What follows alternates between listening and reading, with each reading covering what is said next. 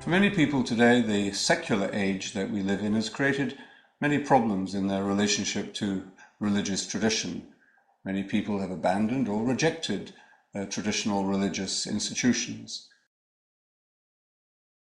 Meditation allows us to discover a spiritual path that can transform and renew our relationship to the great religious traditions. The world community is a Christian community, but it welcomes people from many levels of faith, of many types of search. Some are practicing traditionally in their own Christian churches and denominations. Others are questioning and searching for their Christian identity or their own personal identity. Whenever religion has lost touch with its contemplative roots, it has lost its sense of direction, or it's lost its connection with the contemporary needs of people. By recovering the contemplative dimension at different points in its history, the Church has renewed itself. And this is what we can see happening in many areas of the world and of the Church's life today. Through the discovery of its own tradition of meditation, Christianity can renew itself, both at the liturgical level, how we worship, forms of worship. It can also teach us that the nature of community is at the heart of the Church, not institution, not dogmatism or morality alone, but it's in the spirit of love. After all, meditation is a way of love according to the contemplative traditions, that in the community of love that is created through meditation, we are able to discover again, in a fresh and important way for the modern world, what is the real meaning and the value of religion. Meditation is always a personal journey. I can't meditate for you, you can't meditate for me, but we can meditate together. And it's that which reveals the essential mystery of the community that meditation creates. When a person begins to meditate, they often begin with enthusiasm, but very quickly they find the difficulty of the daily practice. It isn't easy to meditate on your own. And so, very naturally, meditation leads to meditating with others. That's how groups form. And the weekly meditation group is an essential building block of the world community. Meditation groups meet in all sorts of places around the world, in people's homes, in churches, in prisons, in hospitals, in schools, in places of work. I've been involved in introducing Christian meditation into 2 prisons in the UK, a men's prison and a women's prison. My experience has been extremely rewarding. I feel a great privilege to be bringing this gift into the lives of these men and women. For many, they'll come along to the group out of curiosity, just to relieve stress or to be able to get to sleep at night. But for others, they really see this time as potentially transforming, which of course it can be,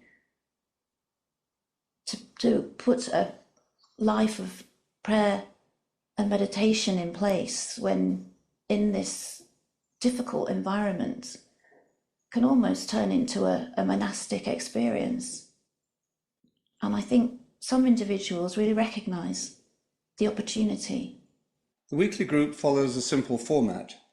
It meets in the same place, the same time, every week. There is a stability and a fidelity in the very nature of a group. The group begins with a teaching on meditation, emphasizing the simplicity. It then leads into a period of meditation together, 25 or 30 minutes, and then a time after that for sharing, for questions or discussion.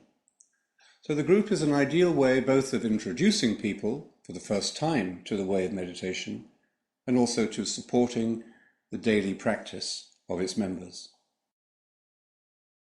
For some people, the connection between meditation and community is a surprising one. We think of meditation as a solitary practice, and in fact it is an experience of solitude, but not of isolation. In the solitude of meditation, we discover and we embrace our own essential uniqueness. We become the person we are called to be. And in that experience, we discover ourselves in relationship. And so meditation quite naturally leads to a sense of community. Perhaps, at first, a limited community, the people you meditate with every week in your meditation group, or perhaps a sense of community with meditators around the world, both in your own tradition and even outside your own tradition. And ultimately that sense of community becomes universal. Community also is a means of serving the world, so that our own spiritual journey doesn't become too self-centered. We're able to see that the essential dynamic of spiritual growth is a dynamic of love and compassion, of service to others. And also in community, especially in Christian faith, we're able to see that a spiritual form is developing. The body of Christ is taking shape through human lives, through human interaction. The pattern of growth of the world community over the years has shown that from the individual, the group develops, and then as meditation groups multiply, a center comes into being. There are a number of meditation centers around the world. And the purpose of these centers is to support the teaching and the training of those who will, at the right moment in their own lives, share the teaching with others.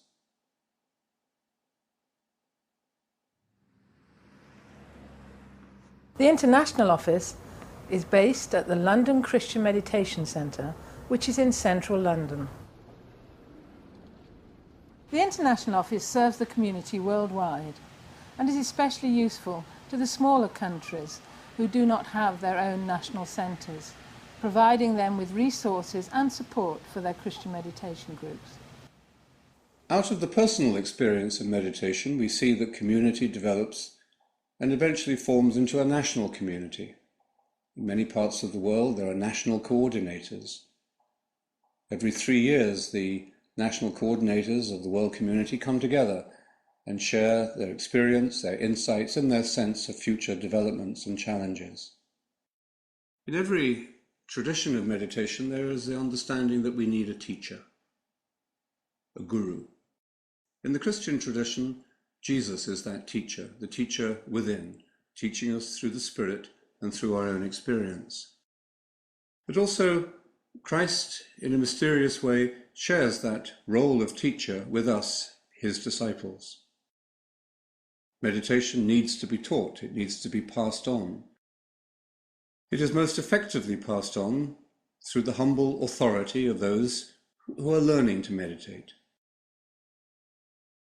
In the world community, we try to give some encouragement, some training to those who have reached a point in their own journey where they feel able or they feel the call to pass on this teaching to others. The school in the world community is a program that helps people find their own gift, find their own voice in order to pass on this tradition within the community. There are 3 elements to the school. The first is called the Essential Teaching. It's a weekend residential experience in which people who have been meditating for some time are able to situate their own experience and journey in meditation into the broader Christian tradition.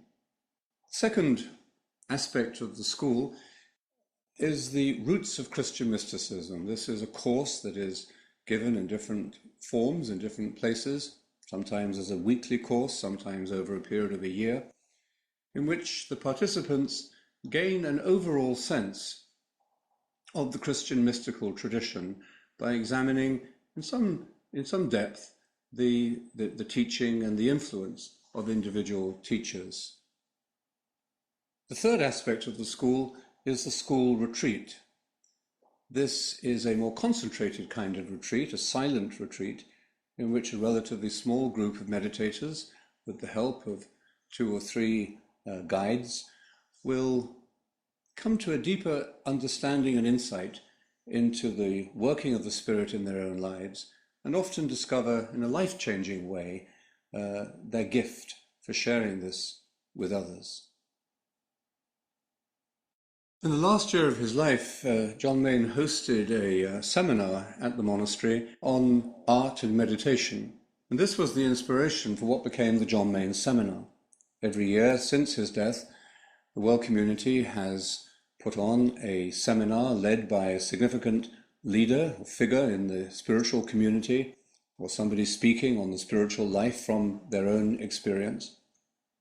The presenters of the seminar have included His Holiness the Dalai Lama, Charles Taylor, the philosopher, Mary McAleese, the President of Ireland, Rowan Williams, the present Archbishop of Canterbury. And through these significant teachers and figures in their own field, the World Community is able to enter into dialogue with many aspects of the modern world.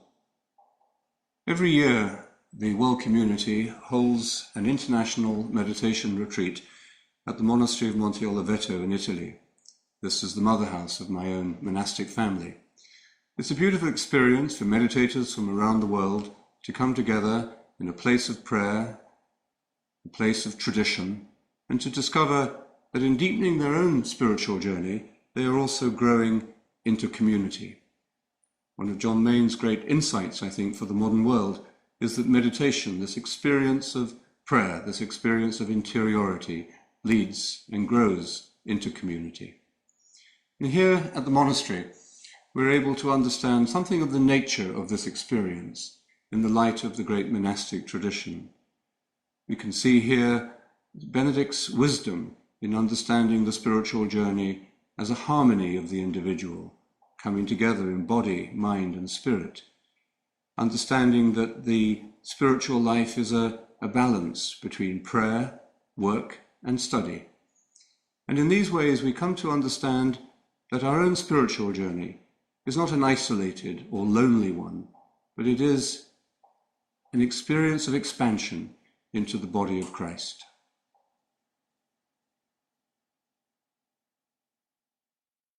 Since the first publication of John Main's teaching on meditation, the Gethsemane Talks in 1976, the community has continued to develop its teaching role through books, tapes, CDs, and the work of Media, the publishing arm of the World Community, now based in Singapore.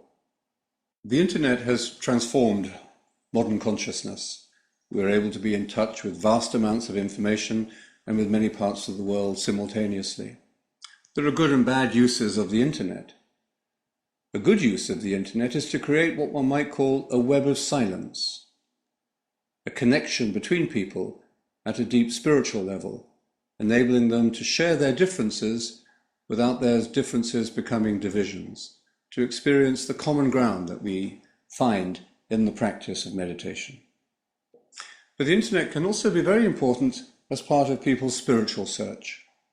It brings people together, it enables them to make contact, to form groups, and to be in touch with others who are on the same pilgrimage.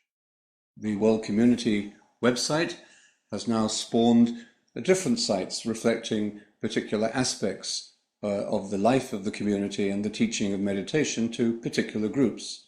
There's a website for those interested in teaching meditation to children. There's another website for young people. There's a website for oblates, Benedictine oblates of the World Community. There's a website for those who are in recovery in the 11th Step program. The community also produces a newsletter 4 times a year, and this is sent out to individuals and to groups around the world, together with a spiritual teaching and news about the community worldwide, and of course the national and local communities as well. One of the most useful and popular publications is a quarterly CD, the Meditatio CD, which is sent to every meditation group around the world 4 times a year. The World Community is very much a decentralized organization, but of course it does need some financial support, and this is provided largely through the Friends program. The Friends program is a way by which individuals and groups can contribute according to their own resources to the work of the community, especially to our work in trying to bring meditation to developing countries and those parts of the world that need financial and material help.